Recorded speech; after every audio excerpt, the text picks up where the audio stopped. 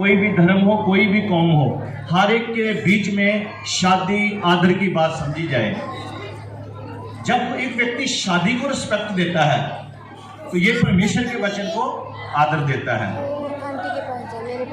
उसके बाद लिखा है let the marriage bed be pure, यानी कि जो शादी का बिछौना है वो भी प्योर होना चाहिए, शुद्ध, निष्कलंक। और साथ में लिखा है कि परमेश्वर पर स्त्रीगामियों का, व्यभिचारियों का परमेश्वर न्याय करेगा। यहाँ पर पूरे संसार में जब शादियाँ देखें तो शादियों का पहला जो शब्द है वो है मोनोगामी। मोनोगामी शादी यानी कि एक बार ही एक व्यक्ति के साथ शादी होती है, एक बार ही शादी होती है, उसको मोनोगामी बोलते हैं। उसके बाद कुछ शादियां हैं जो हम देखते हैं संसार में होती है। एक पोलीगामी शादी है, जो एक व्यक्ति जो है एक वुमेन से शादी कर रहा है। एक पॉलीएंड्री शादी होती है। पॉलीएंड्री शादी होती है बहुपति वाली। ये हमारे हिमाचल प्रदेश में सिरमौर जिला है, वहाँ पर ये पॉलीएंड्री शादी होती है। तमिलनाडु का एक डिस्ट्रिक्ट है, उसमें केरला में भी एक जगह है, वहाँ पर ये शादी होती है। हमें नहीं पता, हमने कभी सर्च भी नहीं किया। लेकिन जब शादियों के बारे में सीखते हैं तो वहाँ पर एक पत्नी कई पतियों के साथ शादी कर सकती है। आप हिमाचल के सिरमौर जिले में जाएंगे तो नेट पे भी सर्च करेंगे तो आपको मिल जाएगा पॉलीएंड्री शादी के बारे में। उसके बाद एक ग्रुप मैरिज होती है, सामूहिक विवाह। उसके बाद हम देखते हैं कि पॉलीगामी शादी, और साथ में आज सोलोगामी शादी होती है। सोलोगामी शादी लोग अपने आप से शादी कर लेते हैं। संसार में बहुत प्रकार की शादियां हो गई हैं। उसके बाद आ जाती हैं मैरिज विद एनिमल। संसार में बहुत से लोग हैं जो पशुओं से शादी कर रहे हैं। और मैक्सिको शहर में एक मेयर था, उसने मगरमच्छ से शादी की। और एक कृष्णा बिंद्रा करके, कृष्णा बिंदु जो लड़की है गुजरात की, उसने भी सोलोगामी शादी की। तमिलनाडु में एक लड़की ने शादी की कुत्ते से उसकी शादी करवाई गई कि जिस व्यक्ति के साथ ये शादी बाद में करेगी उसके ऊपर कोई श्राप न रहे।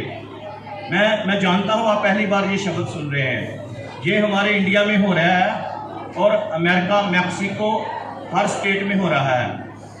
और एक व्यक्ति ने शादी करवाई, अपनी शादी करवाई, और पुल के साथ एक लड़की ने, यानी कि ब्रिज के साथ उसकी शादी हुई।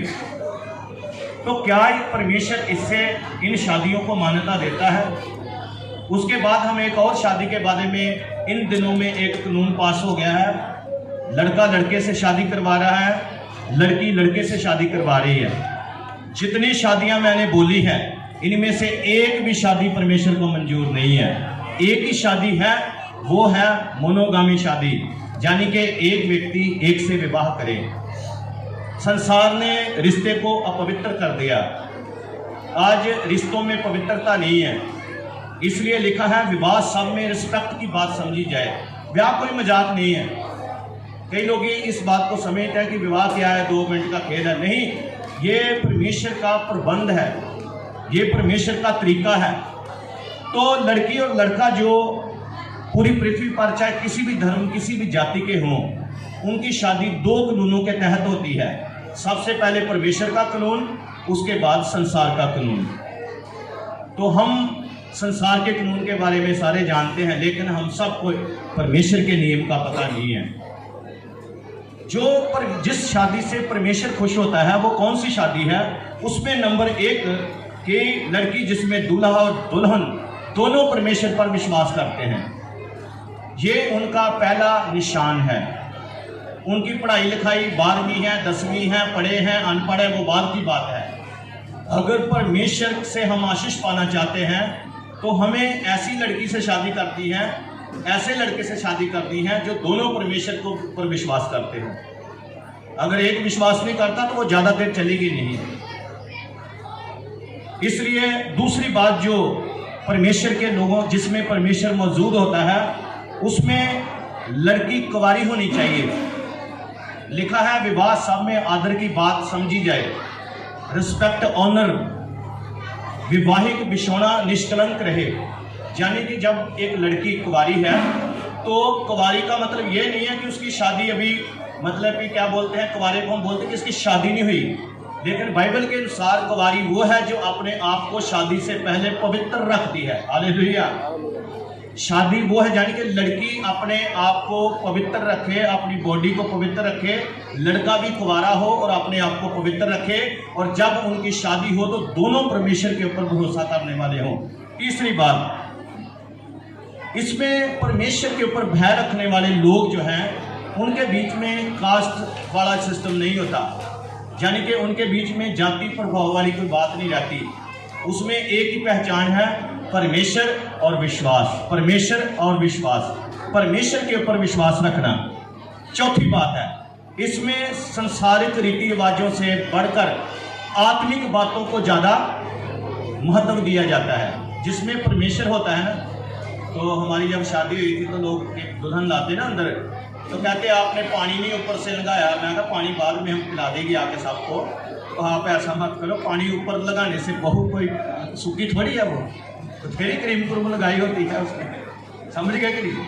तो कई कहते हैं हमारे इधर, मैंने देखा है कि जब वो शादी करते हैं तो इधर वो छिट्टी भी मारते हैं दूल्हे को, अगले दिन छिट्टी भी मरवाते हैं। उससे कोई मतलब नहीं है।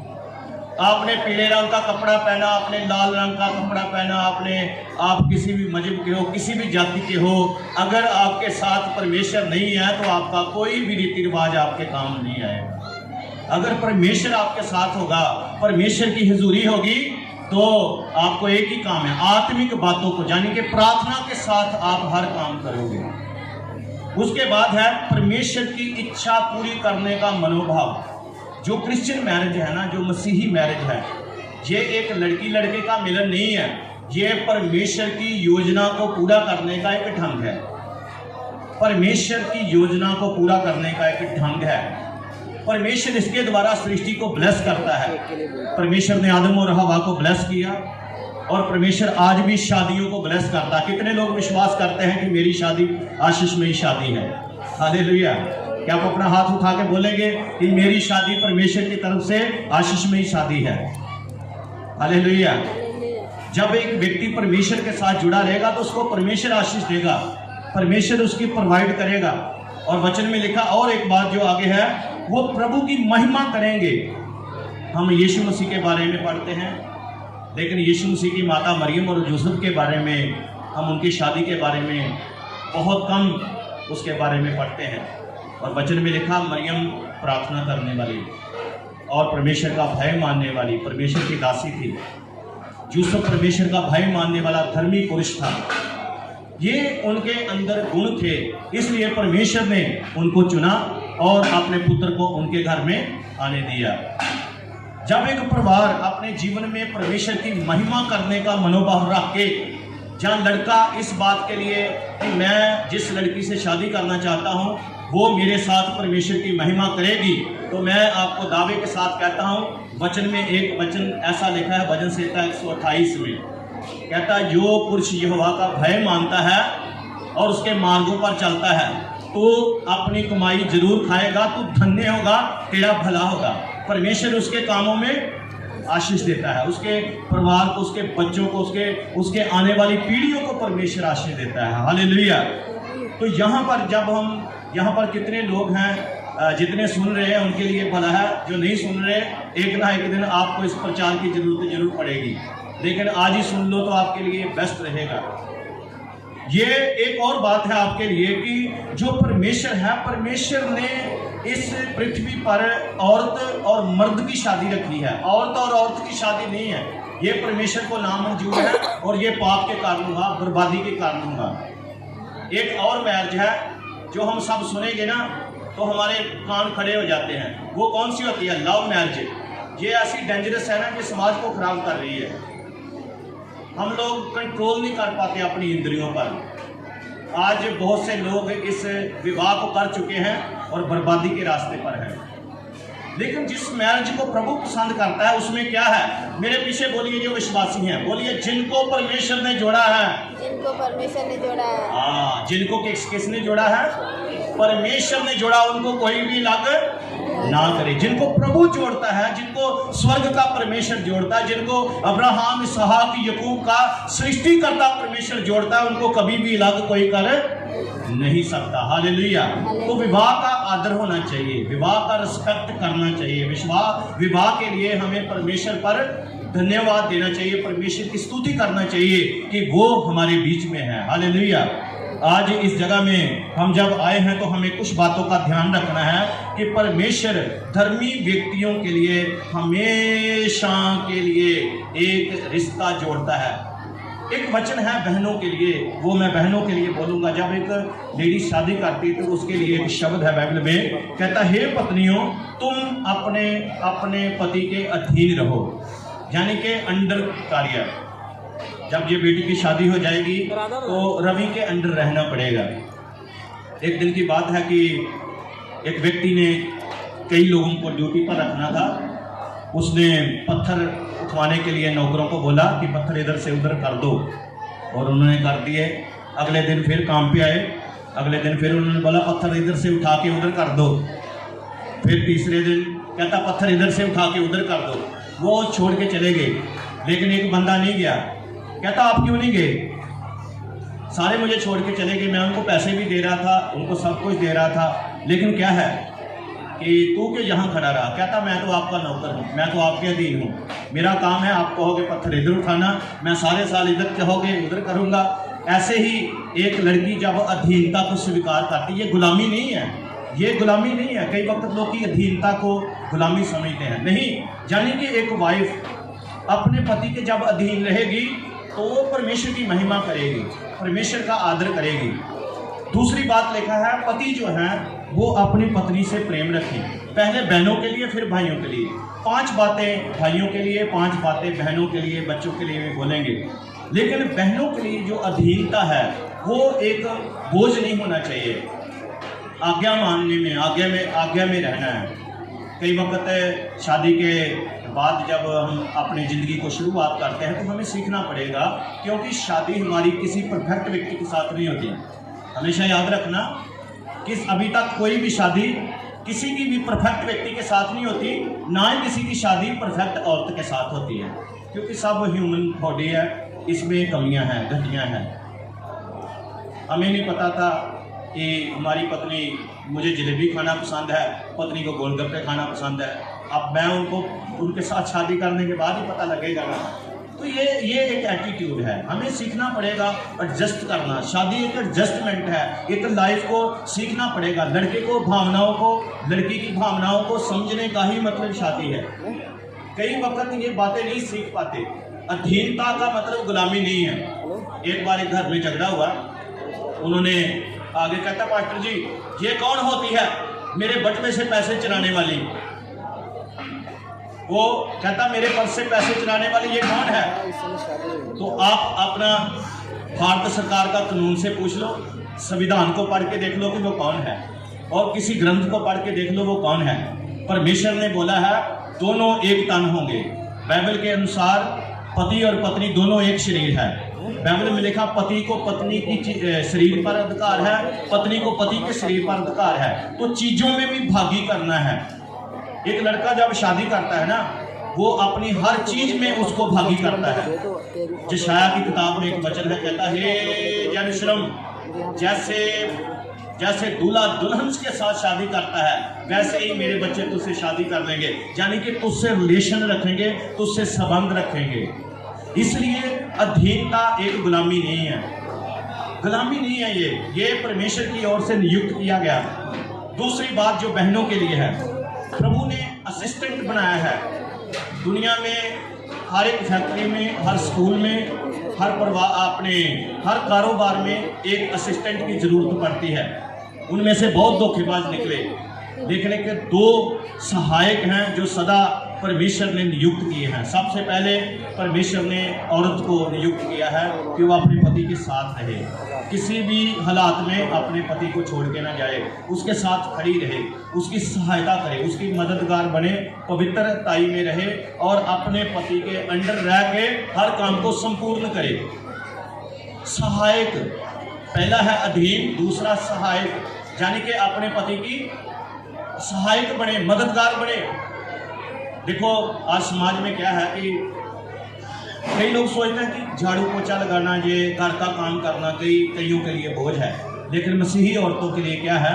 वचन में लिखा है बूढ़ी औरतें जवान औरतों को सिखाएं कि अपने पतियों से प्यार रखो और अपने बच्चों को प्यार करो और अपने घर का कामकाज करो। देखो चाहे औरत ने PhD की हो, चाहे उसने डिग्री किया, अगर उसको चाय नहीं ना बनानी आती तो 2-4 दिन ही वो फोटो अपने पास रखेगा, इसके बाद वो पूछेगा भी नहीं देखना। खाना चाहिए आदमी को, समझिए कि नहीं। मान लीजिए को बड़ा मंत्री शादी कर ले, तो अगर उसकी घर वाली उसको चाय पानी ना पूछे, उसको बात ही ना करे, तो उसका शादी कौन कहेगा? शादी के बाद अपने पति की सहायता करना ये एक समर्पण है। देखिए हमारे हिंदुस्तान में एक अभी तक परमेश्वर का धन्यवाद है, हमारे हिंदुस्तान की शादियां भी काफ़ी हद तक ठीक है। संस्कार बिगड़ चुका है, कोई किसी को नहीं पूछता, लेकिन बाइबल के अनुसार एक औरत सहायक है। दूसरा सहायक पवित्र आत्मा है। बाइबल में लिखा पवित्र आत्मा तुम्हारे साथ रहेगा, उसकी प्रेजेंस तुम्हारे साथ रहेगी, वो हम कभी तुम्हें छोड़ेगा नहीं, कभी तुम्हें अनाथ नहीं छोड़ेगा। तो फिर पत्नी को भी सीखना है कि मैं भी एक असिस्टेंट हूँ। तीसरी बात, दुख और सुख में भागीदार होना। ये बहुत बड़ी बात है कि रिश्तों में दर्द को समझना।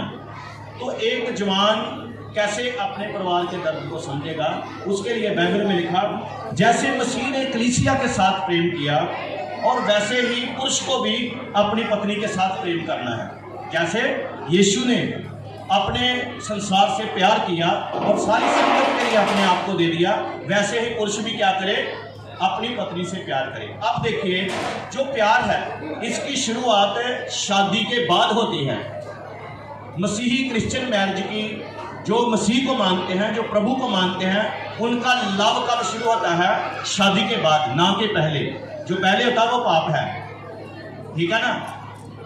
जो शादी से पहले लव करते हैं ना, उनका लव बाद में इतना कड़वा हो जाता है ना, बाद में वो क्या बोलते हैं, नीम से भी कड़वा हो जाता है। जो लव है वो परमेश्वर के ऊपर आधारित होना चाहिए।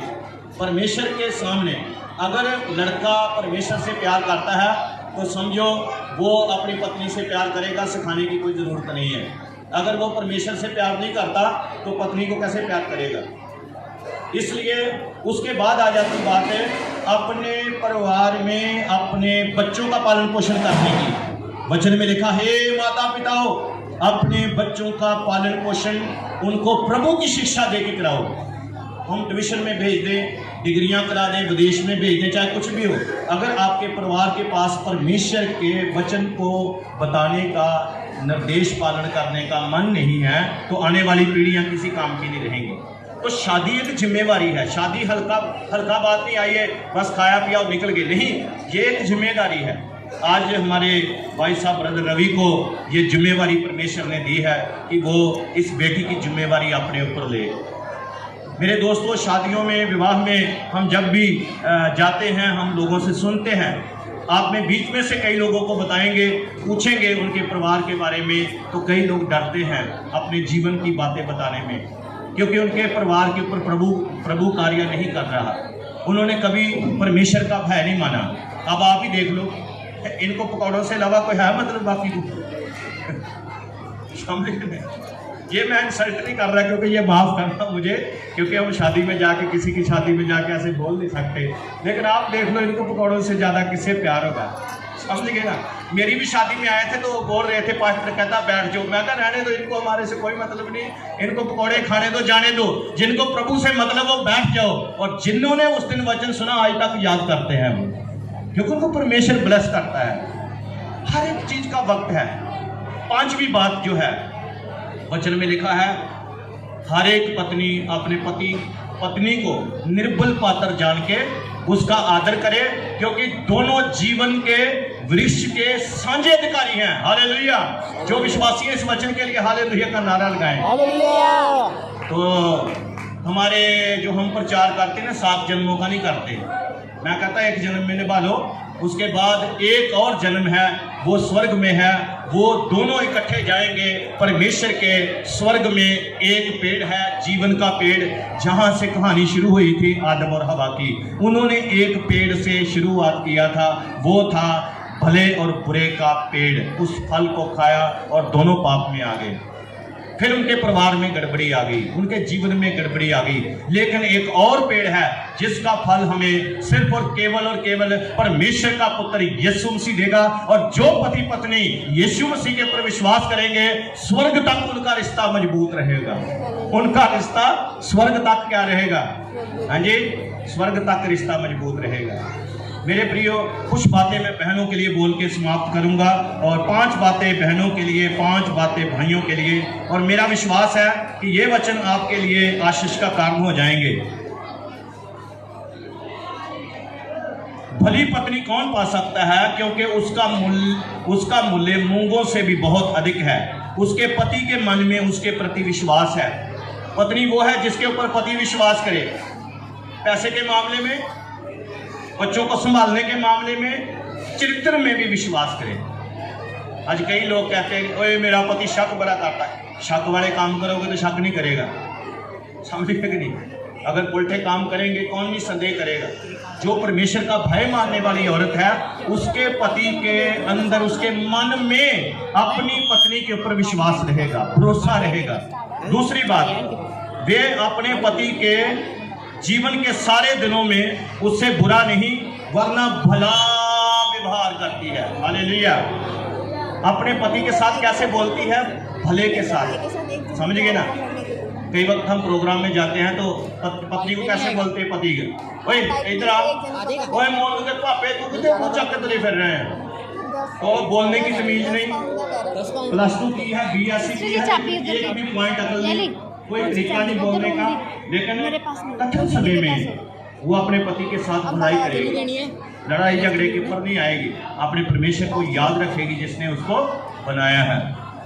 उसके बाद लिखा है कि वे रात को उठ बैठती है और अपने घराने को भोजन देती है। हालेलुया। जो परमेश्वर का भय मानती है वो औरत अपने सुबह उठ के समय से अपने परिवार को भोजन का इंतजाम करेगी। ये जिसके अंदर गुण नहीं, आज अपना लो, आपका भला हो जाएगा, आपके परिवार में खुशहाली आ जाएगी। सुबह उठने की सबसे फर्स्ट कार्य लेडीज का ही है, क्योंकि उसके ऊपर बहुत जिम्मेवारियां हैं, उसके ऊपर बहुत, उसने बच्चों को भी संभालना है। और देखिए, संसार में सबसे पहले बूढ़ा होता है तो औरत ही होती है, क्योंकि उसके ऊपर बहुत जिम्मेवारियां होती हैं, सारे परिवार का दुख परेशानियां। लेकिन अगर एक व्यक्ति इस बात को औरत समझती है तो उसका घर आशीष में ही रहेगा। और वचन में लिखा है वे रात को उठ बैठती है और अपने घराने को भोजन खिलाती है और अपने परिवार का पालन पोषण करती है। और वचन में लिखा है और वे अपने घराने के चाल चलन को ध्यान से देखती है। एक धर्मी औरत जो होती है ना, उसको पता है मेरे घर में लड़की पैदा हुई है, उसको कौन से वस्त्र सिलवा के देने हैं, बेटा हुआ तो उसको कैसे समझाना कि औरत की इज्जत करना है, कैसे समझाना है कि औरत के साथ कैसे बात, ये सारा काम माँ का है। रोटी खिला के, चाय पानी पिला के बात नहीं बनेगी, उसको शिक्षा भी देनी पड़ेगी। बेटा तू बड़ा होगा, तेरी शादी होगी, तू भी एक औरत के साथ ही विवाह करेगा। इसलिए जो बेटा माँ की इज्जत करेगा वो समझो अपनी पत्नी की भी इज्जत करेगा। समझ गए ना? शादी में बहुत कुछ है। परिवार का जो इंग्लिश शब्द है फैमिली, तो इसको यूनानी भाषा में शब्द है फैमिलोस। तो फैमिली एक परिवार है, लेकिन फैमिलोस का मतलब है एक नौकर, एक ऐसा एक व्यक्ति जो अपने परिवार के लिए एक नौकर की तरह रह रहा है, यानी कि वो उनका दास बन के रह रहा है, अपने परिवार को चला रहा है, उनकी सेवा कर रहा है। एक पति वही है जो अपने परिवार की सेवा एक दास की तरह करे। हालेलुया। इसलिए मेरे प्रियो, आज इस बात को सीखे, बहनें अपने परिवार को संभालें, अपने परिवार को आपने बचा लिया, समझो पहला काम आपका सही हो गया। उसके बाद आप समाज को बचा पाएंगे। जब आप परिवार को बचा के समाज को बचा सकते हैं। 5 बातें भाइयों के लिए। पहली बात है, कहता हे पतियों, तुम अपनी पत्नी के सिर हो, यानी कि कमांडर। अपनी पत्नी का कमांडर प्रभु ने बनाया है। कई लोग ऐसे बुझ होते हैं ना, उनको पता ही नहीं है क्या करना है क्या नहीं घर में। कहता घर वाली से पूछ लो, कमांडर तू है, कमांडर ने बताएगा जंग कैसे लड़नी है। इसलिए हर एक मर्द कमांडर बने अपने घर का, पैसे का कमांडर बने, अपने घर में सुविधा का, डिफेंस का, सारी चीज़ों का इंतजाम मर्द ने करना है। अपनी पत्नी की सुरक्षा करनी है। शादी के बाद हर एक मर्द को सिर बन के बाइबल बोलती है कि जैसे यीशु संगत का सिर है, वैसे ही मनुष्य जो है वो अपनी पत्नी का सिर है, कमांडर बने, कमांडमेंट रखे अपने जीवन में। कई लोग अपनी कमांडमेंट दूसरों को दे देते हैं, नहीं, अपने घर का कमांडर बने। एस्तर की किताब भी यही बाइबल में बताती है कि अपने घर के ऊपर अधिकार रखो। उसके बाद होता है कि अपनी पत्नी से लव, अपनी पत्नी से प्यार। ये एक बहुत बड़ा मुद्दा है। इसको आप जहां भी आप आज के आसपास आपके चर्च हैं, पास्टर के पास जाके अपनी फैमिली के बारे में सीखो कि मैं कैसे अपने पत्नी से प्यार करूं। वो परमेश्वर का वचन बताएगा आपको। तीसरी बात है डिफेंस की कार्य। इसमें आज बहुत से मर्द फेल हो गए हैं और खुद 3-3 महीने बाहर गए, पत्नी पीछे कैसे जी रही है, उसके साथ कौन मिल रहा है। तो कई तो 3 साल बाद आए, पत्नी किसी और के साथ बैठी थी, पीछे सुरक्षा करके गया ही नहीं, घर का दरवाजा टूटा था छोड़ गया, बाथरूम बना के नहीं गया, वो बेचारी कहाँ जा रही है, समझ गए कि नहीं। इसलिए सरकार अच्छी है जो कहती है कि 1500 रुपया बहनों को दो, कम से कम तो बाथरूम बनवा लिया अपना। लेकिन ये काम सारा, समझ गए ना। एक बहन एक दिन 1500 रुपया पेंशन ले रही थी, कहती मेरे पति से तो भगवंत मान अच्छा जिसने 2500 कर दी। कहती ये इतना कंजूस बंदा है ना, 10 रुपये देते समय रोता है। बताओ ऐसे मर्द, पता नहीं उसको मर्द कौन बोलता है, किसी डिस्ट्रिक्ट में उनको फिट नहीं बैठते। अपनी वाइफ को नहीं अगर दे सकता व्यक्ति तो फिर देगा किसको। इसलिए मेरी बहन, मेरे भाइयों, ये एक पति का काम है कि अपने परिवार को संभाले। यीशु मसीह के पास आने वाले हर मर्द को ये काम करना पड़ेगा कि एक बात जो हमारे पास्टर साहब ने बताई थी, वो कहते हैं चाहे कुछ भी हो जाए, चाहे तुम किसी से मांग के लेकर आना, पर अपनी पत्नी को कभी भी भूखे नहीं सोने दो, चाहे कहीं से भी जाओ। मर्द वो होता है जो अपनी पत्नी को कभी मांगने भेजता नहीं। आजकल के पति की तो कोई है ही नहीं मर्यादा, बस मारे जे पैसे की जरूरत पूरी, कहता है एक बार पापा से पूछ लो तेरे बैंक बैलेंस में होया कोई।